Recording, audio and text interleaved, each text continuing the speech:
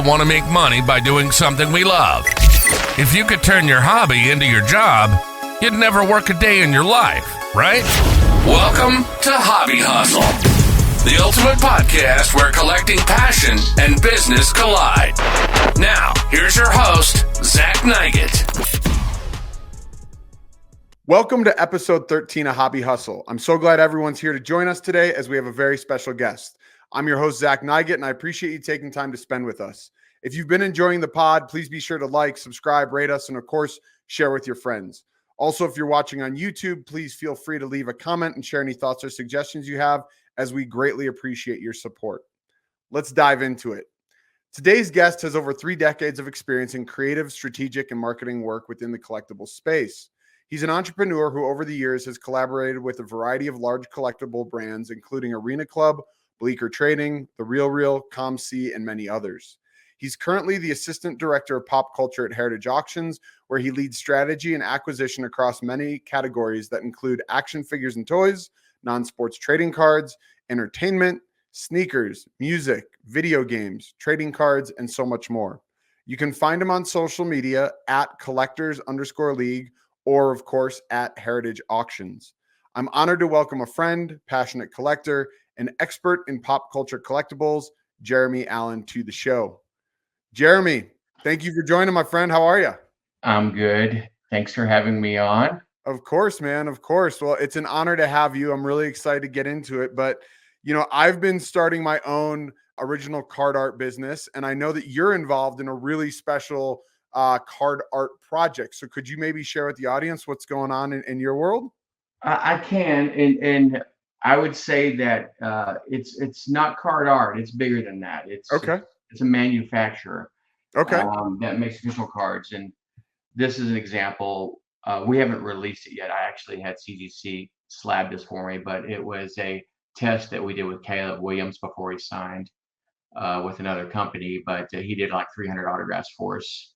But we're going to be doing something with this soon. But we're working with different musicians, artists, celebrities, other sports personalities as well, and a lot of different major advertisers and stuff. It's been in development for about 3 years. A lot of technology background in it. There's a lot of been development. There's some major people looking into it. There's some major people a part of it. So it's been a lot of fun. I'm an advisor on the team, so they reach out to me every now and then to kind of make sure what they're doing adheres to, secondary market expectations, how collectors look at things.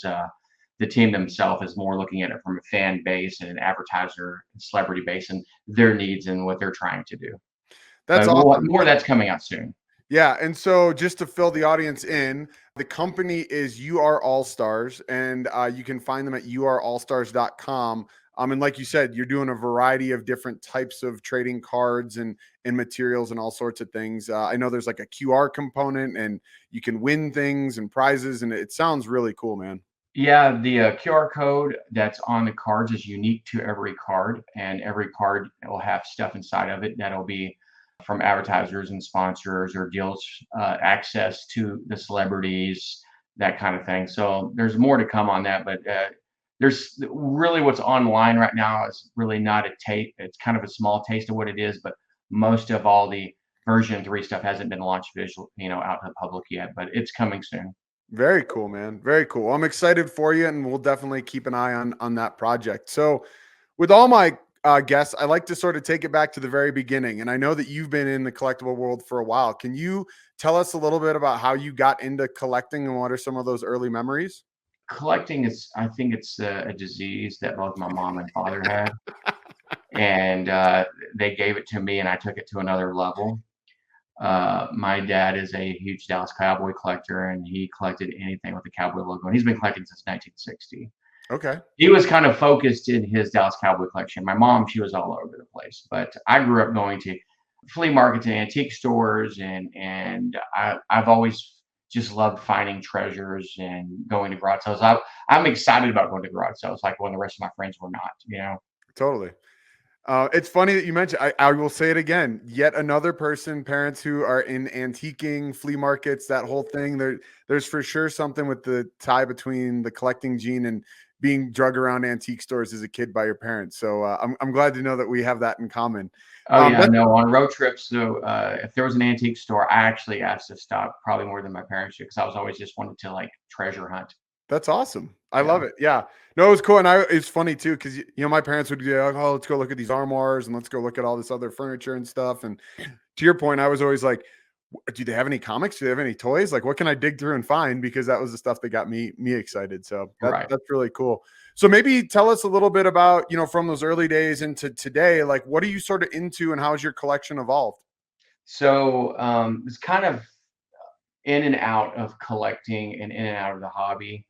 You know, in the 1990s when the Dallas Cowboys were going to the Super Bowls, happened to be right when junk wax was happening. I'm in Dallas. I'm a huge Cowboy fan. Emmitt Smith and Troyman were some of the biggest stars at the time. Oh yeah. Then you have Score and Pro Set, all the card brands like, bringing up, trying new stuff and doing holograms and doing inserts. And Jordan was big. So we grew up in a good time. The only bad thing was that they just did overproduction everything. But that's back then we weren't distracted with video games as much and stuff. So you weren't into the hobby. Like everyone in your classes and everyone knew what it was. It wasn't like a niche thing. It was like all the boys had the cards. Yep. I was in and out of it. There used to be a card shop outside of my junior high school. I'd walk by every day and I'd look at the cards. I grew up being in Dallas. I helped out Beckett a couple of times when I was younger. Did some like stuff for one of my good friends. His mother worked there. So we used to use the Beckett seat sometimes for the Mavericks game. We would get the front row seats. That was cool. Awesome. I was in high school. Yeah. Just kind of been in and out of the hobby. But one of the earlier employees, Randall Calvert, and his wife started a design firm, and I knew them from church. And they got the Mike Badano website and fan club and the Troy Men fan club, and they worked on Emmitt's book and Justin Leonard and Yao Ming and all these fan clubs and projects around all these sports guys. And at the time, I owned an agency that did development, so I worked on the design and development of all their sites, and we got to be a part of a lot of that behind the scenes. That's awesome, man. That's really cool. So, I mean, it's cool that your collection was, cards, but it sounds like also a lot of other memorabilia and opportunities there. I have it all. That's the problem with me. If you go to the bar, I don't know which beer or whiskey to pick. Everyone's like, I know exactly what drink I want every time. Yeah. I'm like, there's 300 things here. What have I not tried? What do I want to do? It's the same thing with this stuff because like on my shelves, you can't see some of the stuff here, but I have CODs and vinyl figurines. I have video games. I have autographs. I have Transformers, a He-Man. I got starting lineup of Jordan, along with sports cards, non-sports cards. Yeah. Series 1 Star Wars box with an Easy-E autograph on a tape. It's just all kinds of stuff. That's awesome. Well, I think that's what's so cool though about the collectible space, right? Is there's no one way to do it. One size fits all. It's like everybody has their own way. And some people are extremely niche and extremely focused, and others, like to explore a wide variety of items. And that's obviously your case, but I love it. I'm the same way. I probably am more focused on, cards specifically, but the Funko Pops, the comics, the magazines, the sneakers, I like it all, man. It's just all really cool to me. So, I appreciate good design. And I appreciate some of the nostalgia. So all of it appeals to me in some way. Yeah, totally. 100%. So you've established yourself as an expert in this pop culture, non-collectible world. I know you mentioned obviously Beckett and stuff, but could you tell us maybe a little bit more about how you got started in the collectible space from a professional standpoint prior to where you're at now? Professional standpoint. Well, if you want, my first professional stab at it was in high school. I owned a card shop. Oh, cool. Okay. So it was, and it wasn't really like a big blown card shop. It was at a flea market where there was permanent fixtures there, where the flea market, actually had permanent stuff where you actually had buildings and doors and air conditioning, all that stuff. And I started off with one showcase and I ended up with like 12 showcases inside of a sports store that had memorabilia and everything. And I did all the card stuff. And I did that every weekend for like 3 years. And basically that's how I made my money through high school. Okay, cool. And then you've been with a couple other companies. I mean, I know you have Collectors League that's going on, and you've had some other stuff. Do you want to? So when you go back to me doing the card shopping, that's like a piece of it, right? And that's where I learned how to negotiate, will and deal, and work with people. And then you fast forward, and then I'm working on the Mike Badano Troitman stuff with the Calvert Group, and along with the company that I was a part of. Then you move forward further along, and doing stuff with ComC. And ComC, I was helping on their marketing and some of their online stuff. Just kind of contracting there. Kind of every place that I've been with a company, they saw me as a different type of asset because I have a diversity in skills. Mm-hmm. Kind of I plugged in where their need was. Sure. The common thing is understanding business and understanding collectibles, but some needs were sales related, some needs were strategy related, some needs were marketing, creative related. It just depends on, how I could fit in with them. And from about 2019 until about 3 years ago, I was doing just a whole bunch of freelance stuff, trying to find out where I wanted to be. I know I wanted to be back in the hobby full-time, long-term. I just got out of a construction company. I was doing roofing for commercial buildings, and I was the marketing and lead over there for that. And I got back into cards because I did not like the business. And I started just like, how do I get back into this full-time? I knew a lot of people, but I wasn't staying active. And I just kind of pushed my way right back into it. And that was starting to go to every show. That was me blowing a lot of money, getting resituated with how all the new collectibles are, and getting re-updated on the couple years of collecting that I missed on to figure out what the chases were and why. And through that journey, it allowed me to I worked with Arena Club, helped them on some of their show stuff.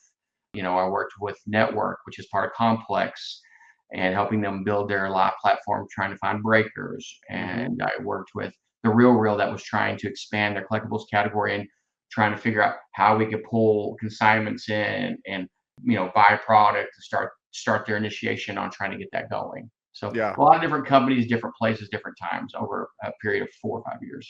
Yeah, well, I think it's awesome. I mean, you've got a ton of experience, but I will definitely second the pain that is felt when you get back into the space, especially from, I think, the generation you and I grew up with. It was really simple. And then coming back into it, parallels, inserts, grading, all this other stuff, there's definitely a learning curve there. But, it's really cool. And now with all this experience, you've sort of settled into this new role as assistant director of pop culture. Can you tell us a little bit about, why you chose Heritage and what makes them different?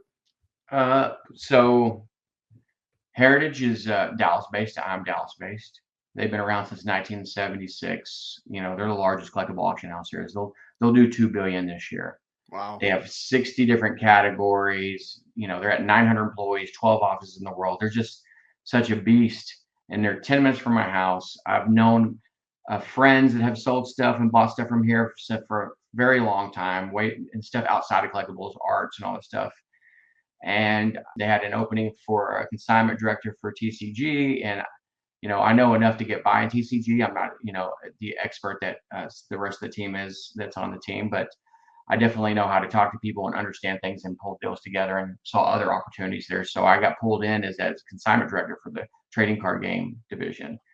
And within like 6 months, they moved me to associate director of pop culture. And since I've been there, I helped launch the Type 1 division for entertainment and dedicated non-sports auctions. And I basically can help support or help think through a lot of the other things that are going on there, whether sneakers or putting together a hip hop auction, which I tried last year, looking at, how we combined all these together at shows and what shows we're going to go to and how we're marketing the show. So I look at all of it, and there's a team of us that look at all of us together, and obviously everyone pulling all their ideas in and trying to figure out how to, because we're not the same as the other auction houses. They kind of have generic auctions with all the pop culture stuff. We have dedicated stuff for video games. We have dedicated auctions for TCG. We have dedicated auctions for non-sports cards. So they all have their own audiences, and trying to figure out how we can work them all together is kind of been what I'm working on right now. Yeah. I mean, that's cool though, that you get to wear so many hats. Like, sort of, what is that day to day then like, or is it just change based upon whatever happens to be coming up? It is never ending. There's 14 hats. There's more work to do than I can do a day. We're always looking for people too, because we're growing so fast. I might be looking at a collection, and figuring out how it's going to get lotted. And, at the same time, I'm, working with the TCG that's going to Japan here soon, and looking at the show and helping them look at the layout of the show, helping them with whatever needs to be done there as far as the marketing and graphics, and working with our video teams for any videos that need to be produced for the show, and then working with our social media team to market the different things. So it's every day. There's marketing meetings. There's working with our technology teams to figure out how to make our technology better internally, where our internal issues are, where we can make things smoother. Team meetings for entertainment, team meetings for pop culture. It's all over the place.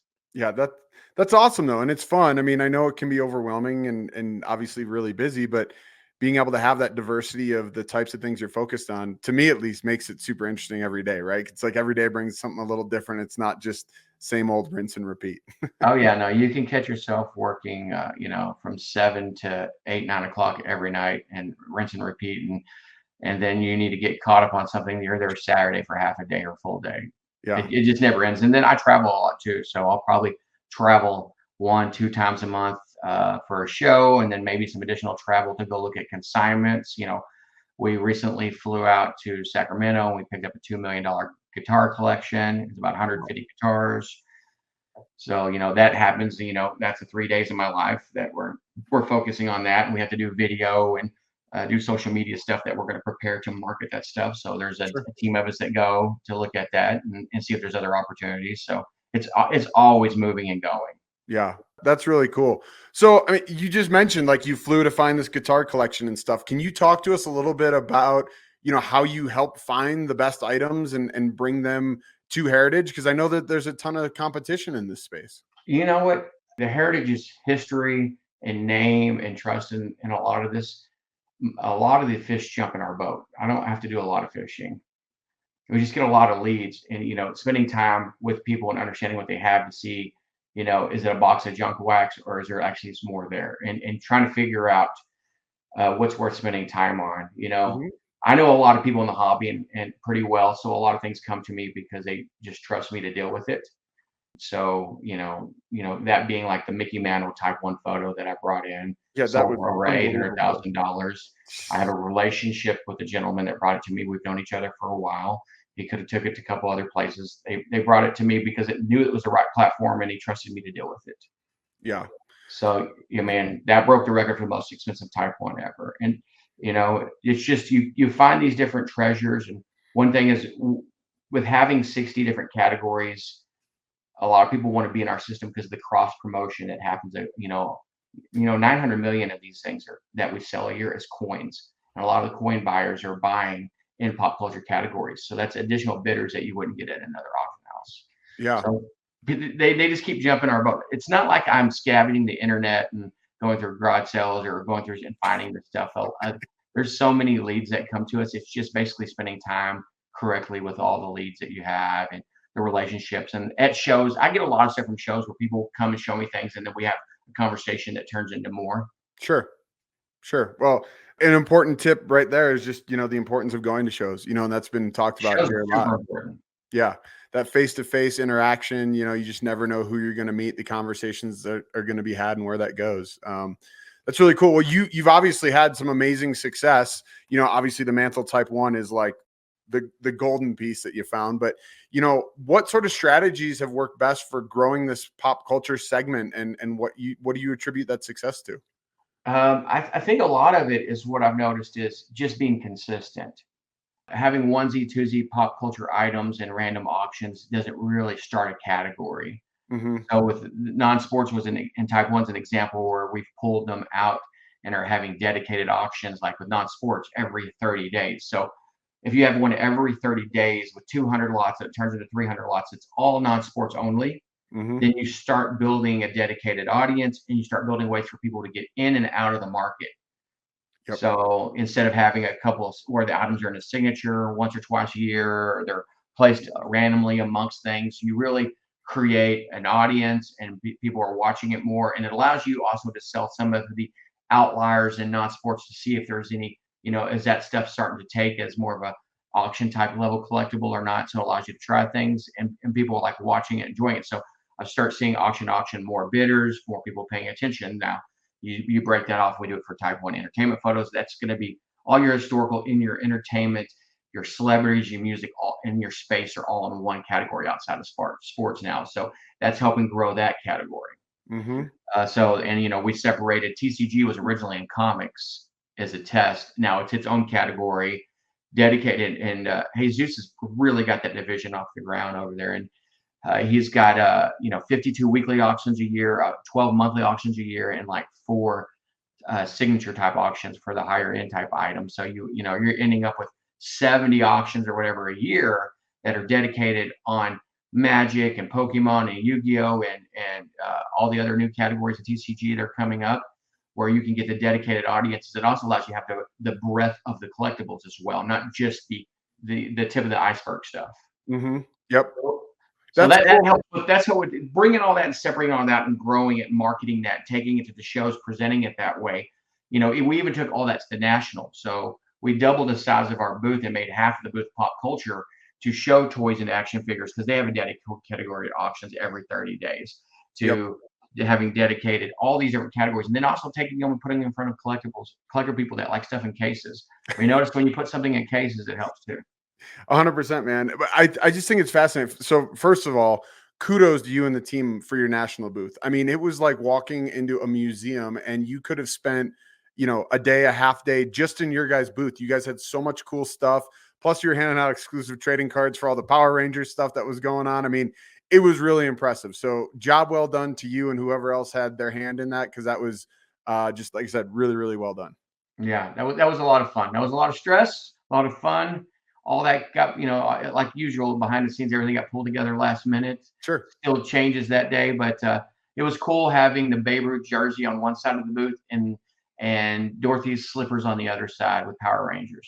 100%. And really honestly, their array. Yeah, it was just like you said, obviously the Babe Ruth jersey was the called shot jersey that went for, tens of millions of dollars. What was it? 30 million bucks or something? Like was it? 24 or something. Yeah, like it was that. insane. But plus you had all these other Yankee greats behind it. You had all these other cool artifacts. And that's what I don't think people realize about Heritage. And I know you're talking about some of that, but you're talking about historical artifacts that you guys have. You're talking about toys. You're talking about sneakers. You're talking about movie props. Like, it is just all over the board. And people really should take some time, if you got a few minutes of downtime, to peruse the website, because it's impressive the breadth of stuff that you guys provide. Yeah, an example of what some of the stuff that we can do, just 2 auctions that are, one just launched, one's getting ready to launch, is a dedicated official HBO Game of Thrones auction. Cool. Just launched. It is the archive from HBO. It is the largest catalog we've ever created. It's 2,000 items, I think, taken down to about 900 lots. Wow. It just opened a couple of days ago, and it'll be close to $1 million already in bids here shortly.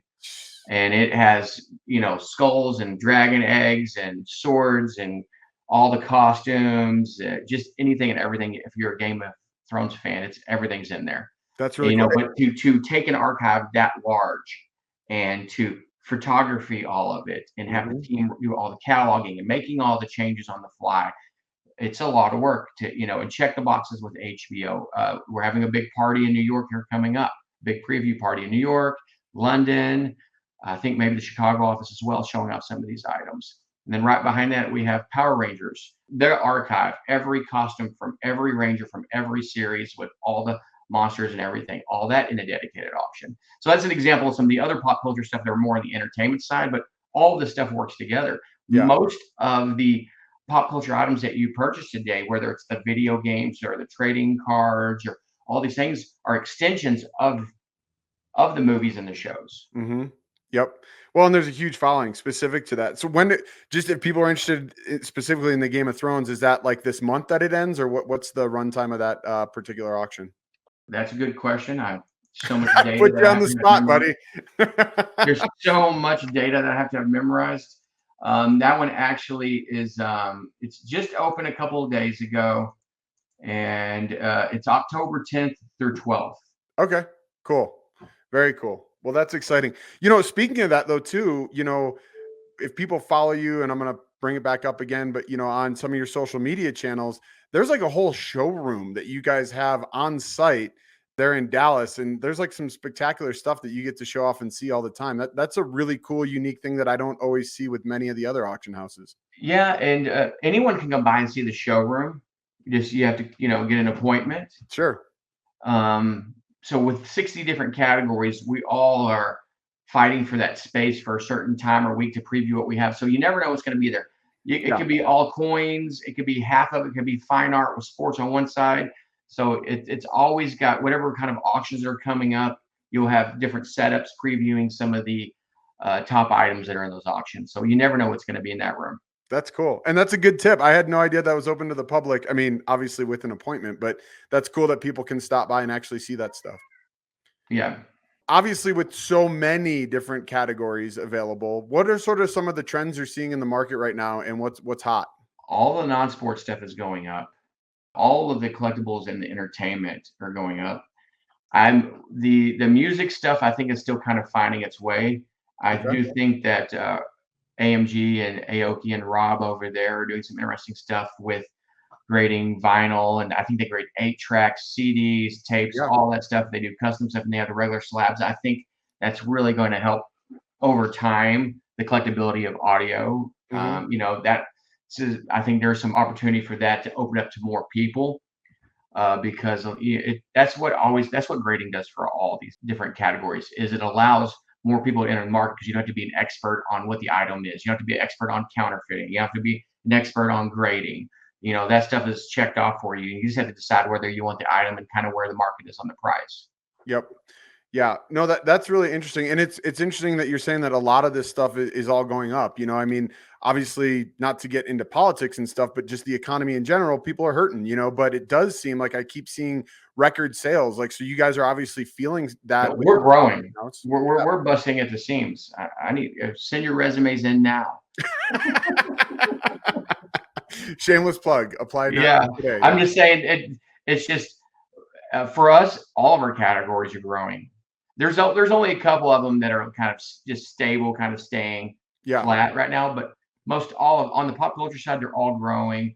I mean, a lot of that is there's different factors for that. A lot of that is Joe Maddalena coming on board and grabbing these divisions, And I don't know if y'all know Joe or not, but he had his own auction house in the past, and he's quite the force and expert. He's the one that's made these Game of Thrones and these Power Rangers come together. Having a guy like that on, he's my direct, so that's who I report to.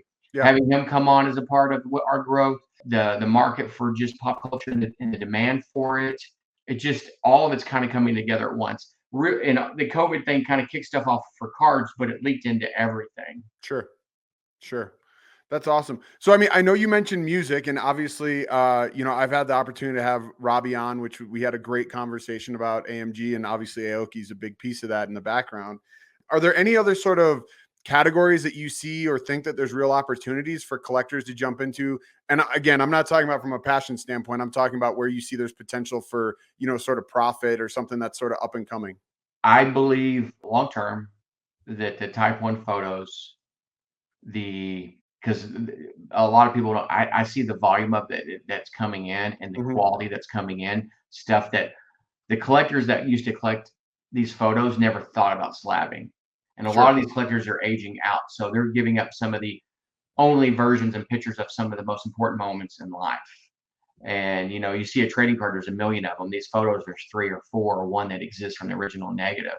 So I see a lot of growth there. It's a category that's still kind of building in. There's going to be some losses and some wins, but over time, the inventory is going to start being there. You're going to start seeing what's working. Non-sports cards is really taken off too. Just like last year, I think we've more than, 10 times the number basically since last year. Wow. That's crazy. Yeah. But when I say non-sports, I do a lot of explaining between, and this, Zach, sports cards, non-sports, and TCG are 3 different communities, 3 different types of cards. Totally. Well, the non-sports one, and your biggest is Star Wars. Star Trek, believe it or not, is huge, and it's not as you don't see it at the shows so much, but volume-wise and price-wise, they're right up there, not too far from behind Star Wars. And then you have all the stuff that Rittenhouse makes that's doing really well, and you have all the Marvel stuff, and a lot of the Marvel stuff it's finding its way. Some of the older stuff, people are starting to figure out the rarity on how hard it is to get some of these things. PSA just published a magazine showing you the first appearances of every Marvel character and what sets they were in. So there's a lot going on all that. And that goes back to even just Garbage Pail Kids and Wacky Packs and all these TV shows from the 60s and 50s. And there's a lot of really cool stuff. There's a ton of cool stuff, and education is a huge part of that, because to your point, like I've recently seen some articles and really cool things about like the Mars Attacks cards and the OG Batman stuff. Like that's stuff I wasn't totally aware of, but from a rarity standpoint and collectability, that's really cool, pieces that are out there.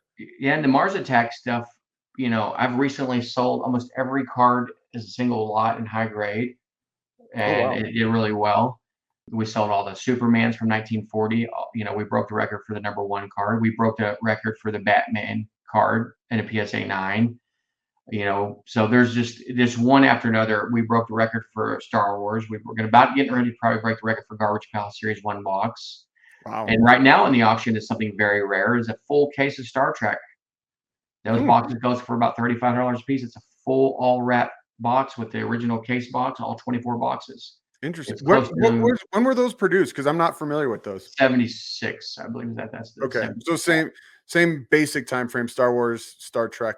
Yeah, it's the big chase. There's a set that's earlier that's in black and white that Leaf made, but you can't really find anything for it. So you don't see any boxes. If you find one of those, it's gonna be more than rare. It's like in the non-sports world, it's like finding a Babe Ruth.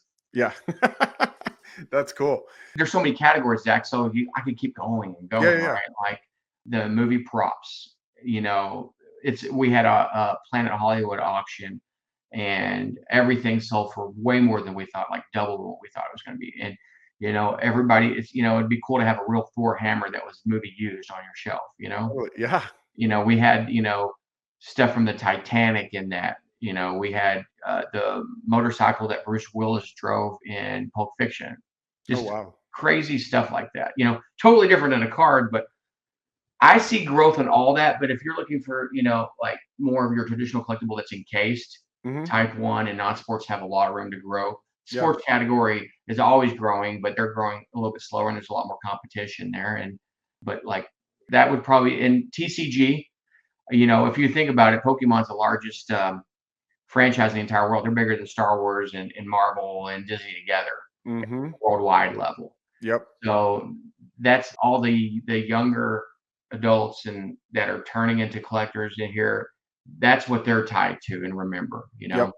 You'll see a decline in some of these franchises like Three Stooges, right? That haven't reinvented themselves, like Transformers or Star Wars. That keep reinventing themselves and touching the next wave of youth and connecting with them. I think you bring up an interesting point in that, right? Is that a lot of these collectibles, when they see the resurgence in value, it's these kids growing up and starting to become professionals, having money to get the stuff that they always wanted that they couldn't. They have that adult money now. Yeah, exactly. They got real adult money. Yeah, their mom couldn't afford to buy them Optimus Prime when they were a kid. Now they can go buy one for $10,000 in a box, never used. And it will sit on the shelf and be still equally and when it was on Toys R Us. And get goosebumps still when they look at it. 100%. Because of where it takes them. Yeah, 100%. So again, I'm going to put you on the spot a little bit because you have so many categories, and I know you've mentioned a lot, but is there any one that like maybe is sort of unknown that people might not know about that you'd like to shed a little light, and tell them to go check it out? There's really not any unknown. It's just, where are they? Every one of these categories, where are they at in the timeline of collectability, and where's the community at, and how's toys are really on the come up too, but they're a little slower because encasing's a lot more work and more expensive. Yeah. Because there's not anything really uniform about the packaging, and everything has to be custom cased.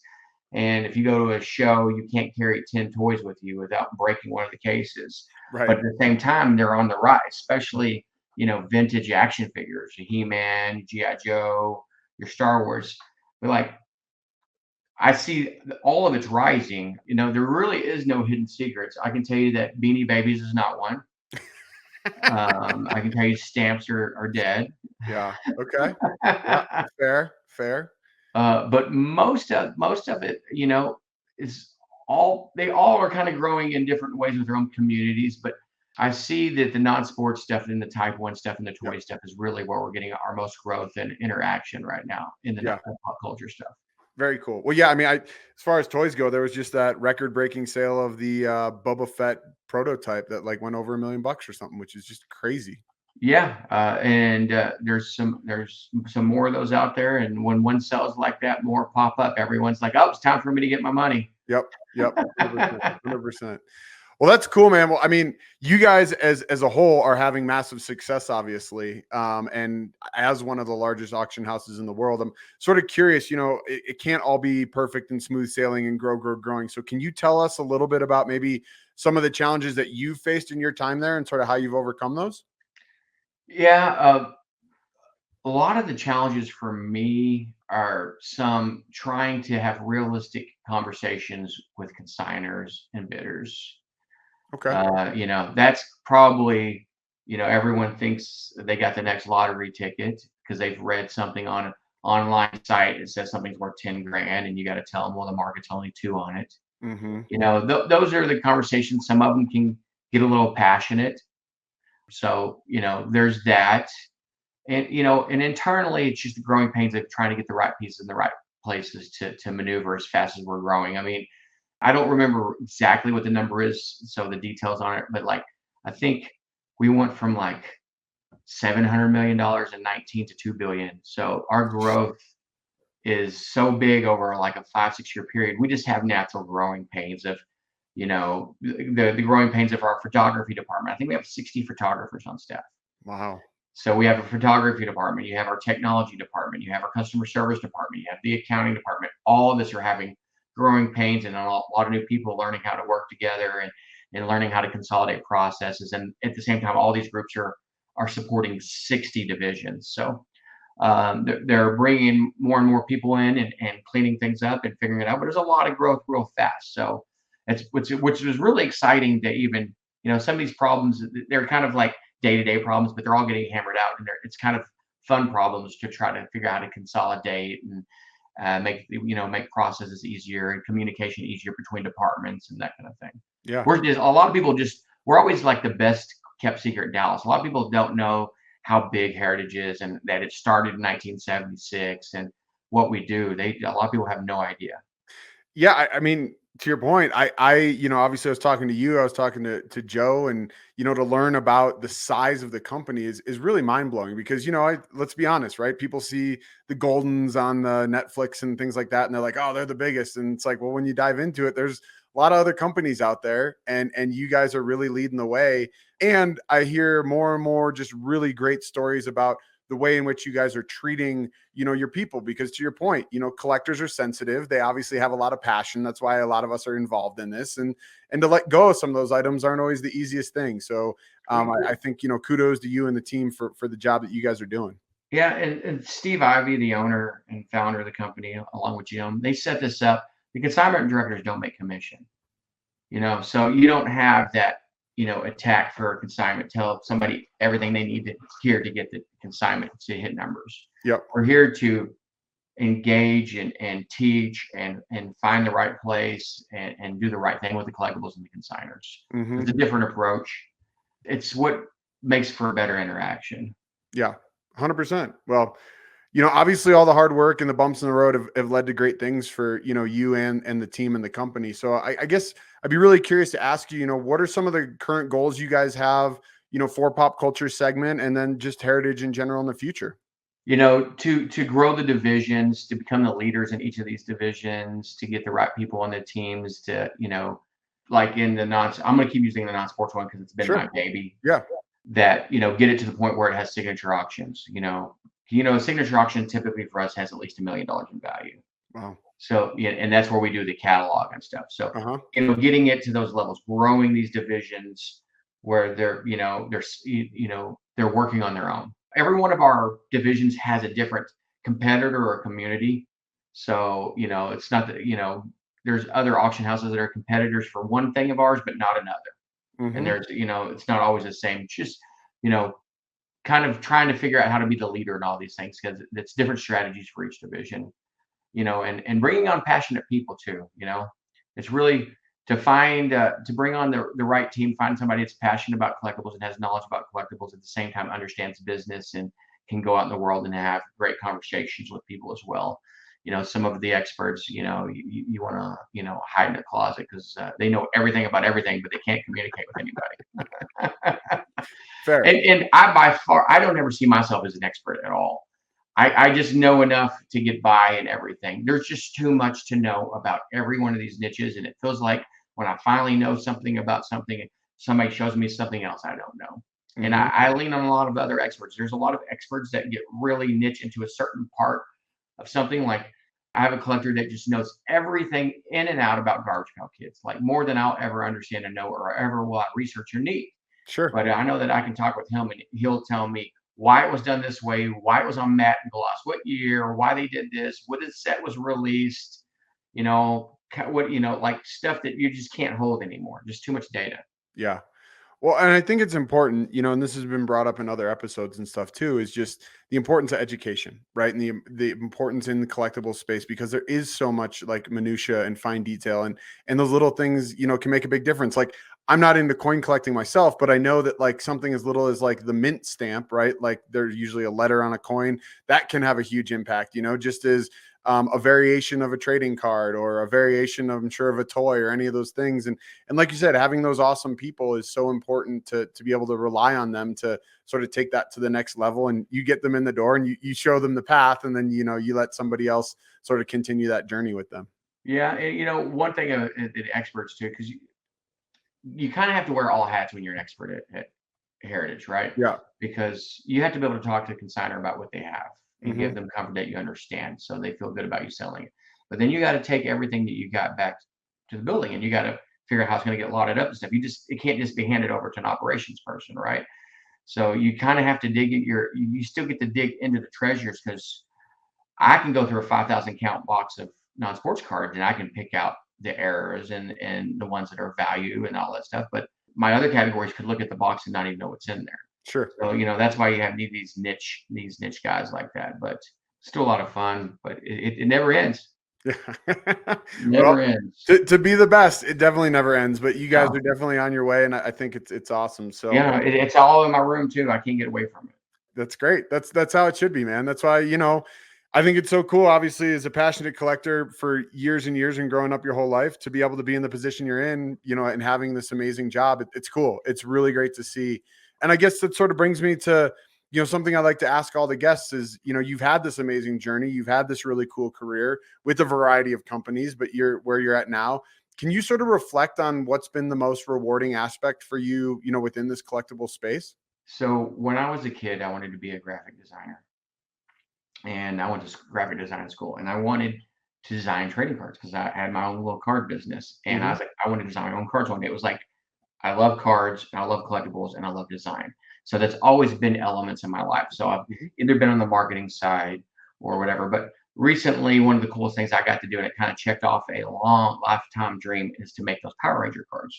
Yeah. So those Power Ranger cards were officially licensed. I've got some, buddy. We can actually show them. I've got my set right here that I got from the National. So I put that together last minute. I worked with my team. I had them get photography of the different, what we thought were probably be the right costumes to show off, because all those pictures are mannequins, and those are actual lots that are for sale that are coming up. Those are not actors in those things. And I designed the background, the graphics. I laid all of that out. And getting Hasbro to give us the approval with their legal team and the marketing team to use their logos and everything. So I was able to create a licensed product and do it on basically a chromatic paper or whatever they want to call it. Yeah. Opti, chrome, whatever they want to call it.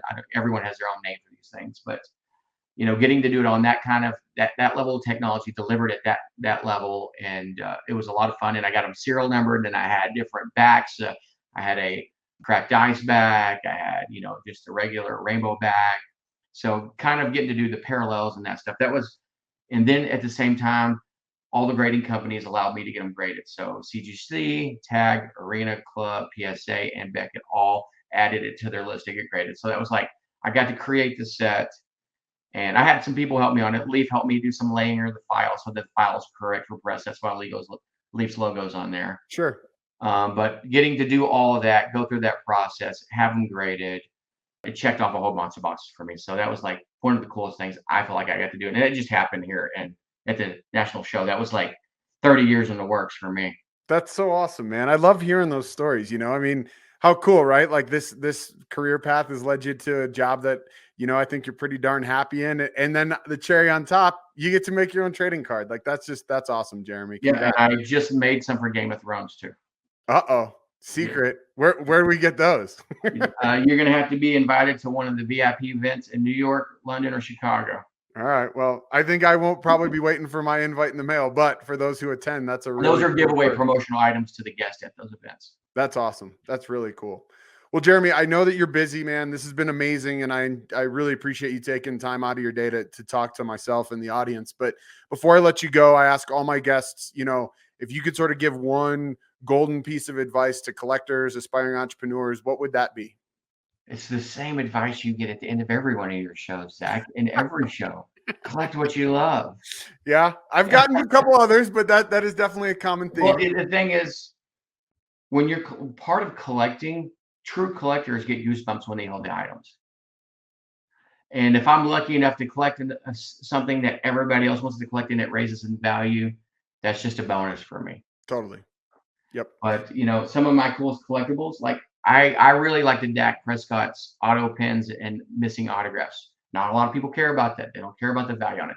I like the story. I like that it's Dak. I'm a Dallas Cowboy fan. Yeah. I have like 40 of them now. Awesome. Well, and congrats. Dak will be in Dallas for a while now. He just signed a big contract and they look good in their win. So I'm excited about that. Maybe one of the few, but I actually like it. Good. So before I let you go, I know you've mentioned a couple things, but any specific events or sort of upcoming info you want to share with the audience? Oh, there he is. He made it up on stage. There you go. Perfect. With Heritage, we always have appraisal fairs at different locations. So if anyone's ever interested in, if they have items, even if they're outside of trading cards, they could be anything, coins or whatever. So Heritage always has appraisal fairs in Chicago and New York and LA and Dallas. So look on the calendar on the website. And if you have things you want to bring in, have somebody look at, you can do that. And there'll usually be 20 or 30 different categories represented there that can take a look at items. So I always point people that way when they have like an array of items, or maybe I'm in Dallas and they're in LA and I'm like, by the way, there's an event coming up. Maybe you can bring it through and somebody can look at it for you. For me, traveling wise right now, I don't have anything on the calendar. I was thought about going through Atlanta for Culture Collision. I just don't know if I'm gonna have time. The only thing that's really on my schedule for sure is the next Dallas card show. Okay. Well, yeah. I go to every Dallas card backyard, show. Man. You'd be remiss if you didn't go there, right? Yeah. Well, it's in my backyard, and I've been to every show basically except for like 2 for the last 4 years. That's awesome. That's really cool. So for those of you who are listening and not watching, you can find Jeremy himself at collectors_league. You can find Heritage Auctions on social at Heritage Auctions, and you can always go to their website, which I think is the best URL in the hobby, which is just ha.com. So it doesn't get much simpler than that. Yeah. The funny thing is when I tell people ha.com, sometimes it catches them off guard. They're like, what? Just ha.com? Yeah. You're like, yeah, ha.com. Yep. That's awesome. Well, Jeremy, this has been an awesome conversation. It's been really cool to hear your journey, how much cool stuff you're involved in, and the success you're having now, man. You've offered us some amazing insight, and I hope that, you've taught something to somebody and maybe inspired some of our listeners. And I'm just really excited to see where you continue to grow this whole pop culture segment. And obviously I'll give you the big pat on the back again, but you and the team have done an amazing job. And I feel like you guys are just sort of getting started. So I wish you the best of luck, and I really appreciate you taking the time to come on the show. Hey, Zach, anytime. And if you want to do this again with like 5 of us on here, we can argue about something. We can do that too. That'd be fun. There you go, man. I'm always looking for new content ideas. So maybe we'll start our argument Thunderdome type hobby hustle show. There you go. Cool, Jeremy. Well, I appreciate you, man. I hope you have a wonderful day, and I'll talk to you soon. All right, Zach. Thanks. Everybody, thank you so much for watching or listening. I really appreciate it. As always, I hope that you have found something interesting. And like I said, we're able to get inspired or learn something new. If you've enjoyed the show, please be sure to rate it. 5 stars would be awesome. If you're listening on a podcast, if you're watching, please be sure to like, subscribe. And of course, please continue to share with your friends. This is a passion project of mine. I'm trying to continue to get this out to the world. And if you enjoy it, letting somebody else know about it means the world to me. So remember, keep hustling, keep collecting, and we'll see you next week on Hobby Hustle, where collecting passion and business collide. Thanks so much for watching. Hobby Hustle is brought to you by Collector Creative. If you're a collectible brand or company looking for help with marketing, branding, design, or development, head over to collectorcreative.com and drop Zach a line. We'll be back next week. In the meantime, connect with us on Instagram, TikTok, and YouTube at collector_creative. And be sure to like and subscribe so you never miss an episode. We'll see you next time on Hobby Hustle, where collecting passion and business collide.